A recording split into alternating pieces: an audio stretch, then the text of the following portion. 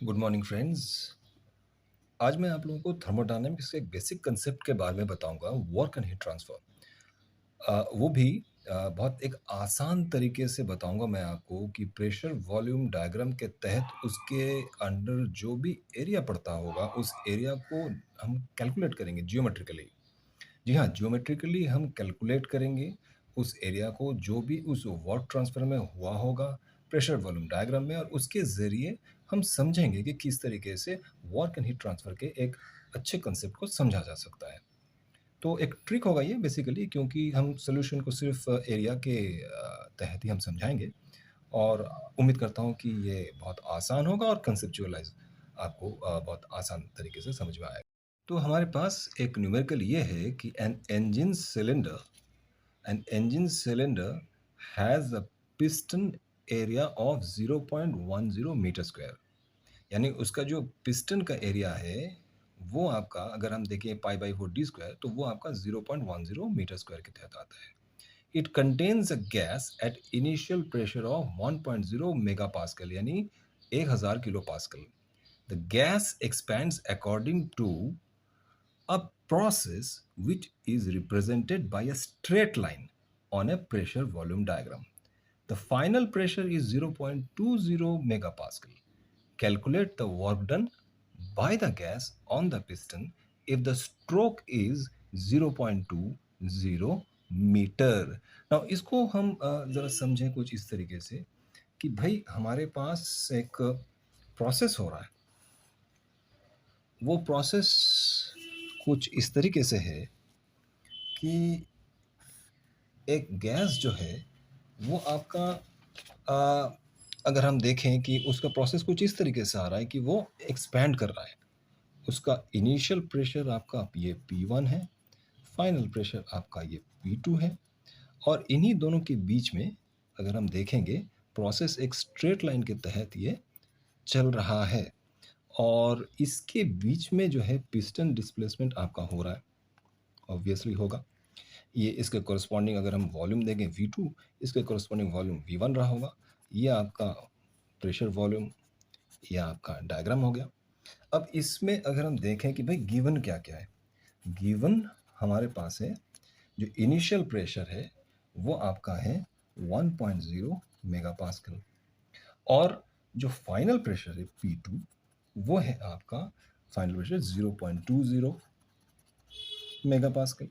अब इस दरमियान जो आपका पिस्टन चला होगा, अगर हम इस तरीके को समझें कि भाई ये जो पिस्टन डिस्प्लेसमेंट हुआ होगा इस दरमियान, तो इनिशियल स्टेट से P1 V1 से लेके फाइनल स्टेट P2 V2 जो डिस्प्लेसमेंट हुआ होगा, तो जो स्ट्रोक हुआ होगा लेंथ, वो स्ट्रोक आपका दिया गया है कि भाई 0.20 मीटर है।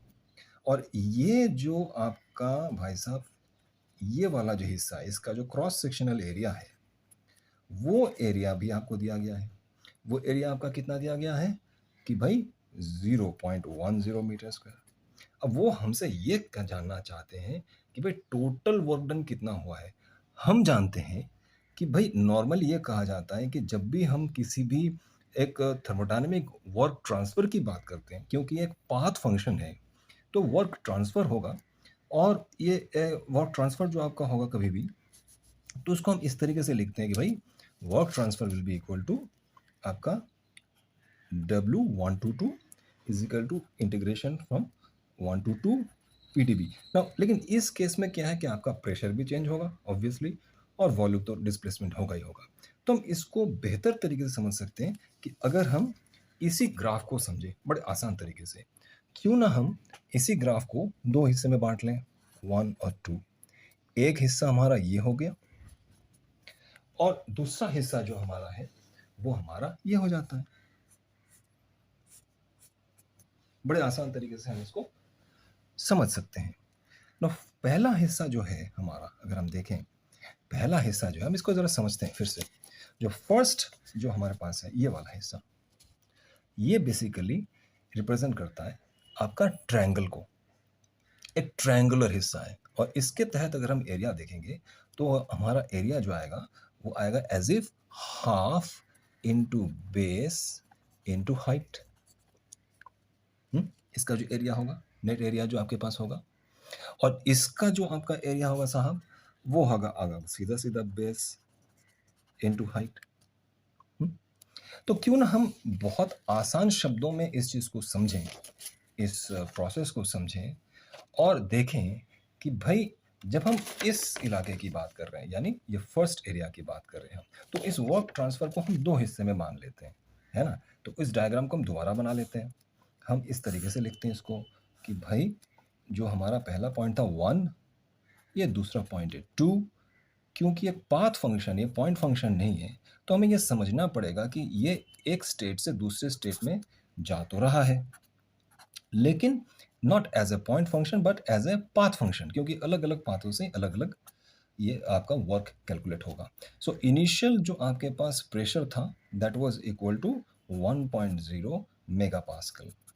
फाइनल जो आपके पास प्रेशर था वो आपके पास है 0.20 मेगा पास्कल।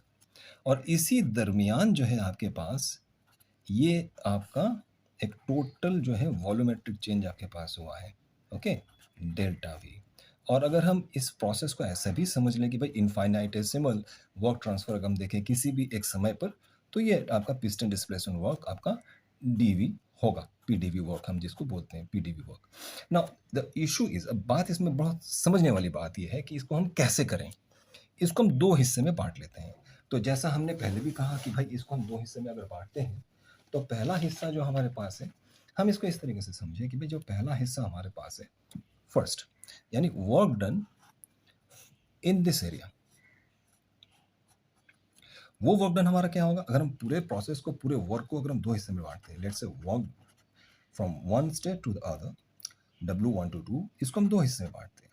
पहला work done will be under the this triangle, यानी हम अगर बात करें सीधे-सीधे ज्योमेट्री के टर्म पे, half into base. Now base आपका क्या है? ये from volume V1 to volume V2, यानी अगर हम इसको बहुत आसान तरीके से देखें तो हम इसको ऐसा लिख सकते हैं कि half into the base that is V2 minus V1 into the height.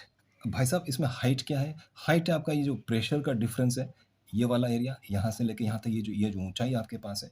So the pressure difference is equal to P1 minus P2 plus, अब आते हैं area under this curve, and this area जो आपका सेकेंड एरिया आ रहा है। तो ये आपका सेकेंड एरिया क्या आता है? ये बड़ा सीधा, ये तो रेक्टेंगल है, ये बेसिकली एक रेक्टेंगल है। पहला आपका त्रिभुज था, एक ट्रायंगुलर एरिया था, इसलिए हमने क्या लिया था? इसका area half into base into height. लेकिन ये जो है, ये सीधा सीधा क्या है? Base into height. फिर से समझते हैं, तो हाफ इनटू बेस, यानी ये आपका V2 माइनस V1, और दूसरा क्या क्या? Into the height that is P1 minus P2। अब सेकेंड एरिया क्या आपका आ जाएगा? Simply base into height. तो बेस आपका क्या है? V2 minus V1 into only this height, जो कि आपका इस सेकेंड प्रेशर स्टेट से डिनोट करेगा, यानी सिंपल सिंपल आपके पास P2। तो हम इसको अगर सीधा सीधा लगा देते हैं फॉर्मूले को, तो ये आपके पास आ जाएगा हाफ इनटू, अच्छा V2 माइनस V1 आपका जो है बेसिकली ये पिस्टन डिस्प्लेसमेंट वॉल्यूम होगा। तो पिस्टन डिस्प्लेसमेंट वॉल्यूम में उन्होंने पहले ही बोल रखा है कि भाई इसका एरिया गिवन है और लेंथ ऑफ द स्ट्रोक हमें पता है, तो V2 माइनस V1 आपका इससे आपका डिनोट हो जाएगा। अच्छा, इनटू प्रेशर, प्रेशर आपके पास 1.0 माइनस 0.20, अभी मेगा जूल में ही रहने देते हैं इसको, ठीक है। प्लस इसके साथ क्या आ जाएगा आपके पास भाई साहब?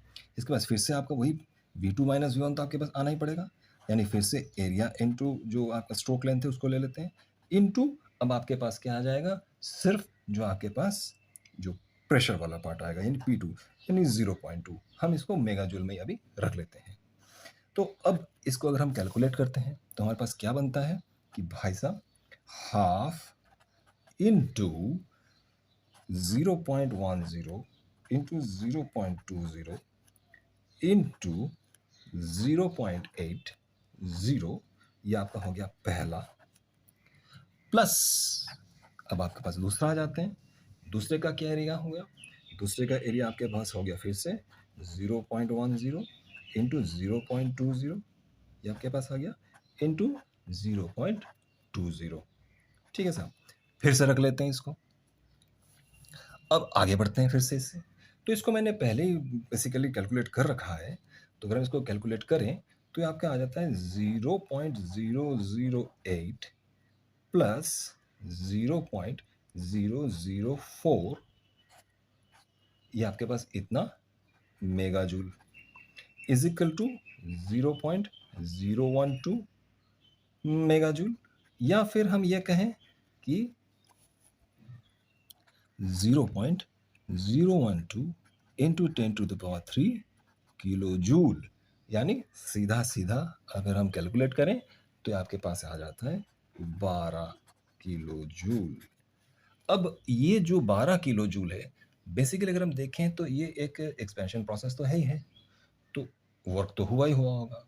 तो डेफिनेटली हम इस तरीके से किसी भी केस में हम पीडीवी वर्क को कैलकुलेट कर सकते हैं बड़े आसान तरीके से, on the basis of the geometry of the given PDV diagram.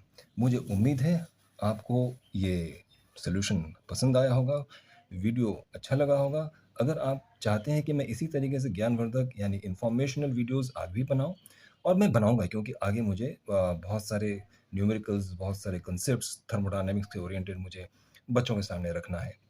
तो प्लीज़ लाइक, शेयर और सब्सक्राइब कीजिए। जय हिंद। Thank you.